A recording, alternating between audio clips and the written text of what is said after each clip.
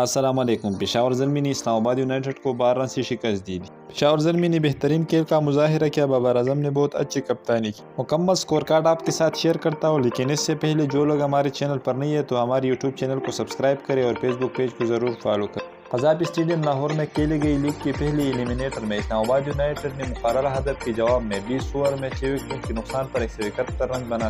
اسلام آباد یونائٹڈ کی جانب سے سعید مقصود نے 60 اور ایلیکس ہیل نے 57 رن بنا کر نمایاں رہے۔ کپتان شاداب خان 26 رن بنا کر ناٹ آؤٹ رہے۔ پشاور زلمی کی جانب سے سلمان ارشاد اور امیر جمال نے 2 وکٹ لیا اور عظمت اللہ نے 1 وکٹ حاصل کی۔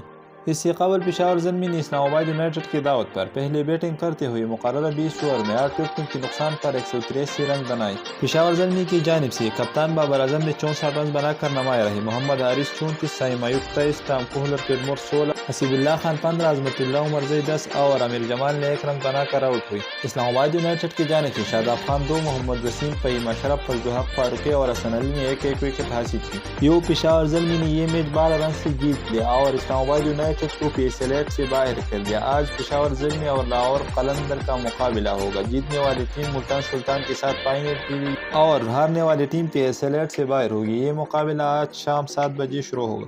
آج کے لیے اتنا ہی۔ مزید ایسی خبروں کے لیے Jalal Khan support plus channel کو سبسکرائب کرنا مت بھولیے۔ فیس بک پیج کو بھی فالو کریں، ویڈیو کو آگے شیئر کریں۔ شکریہ۔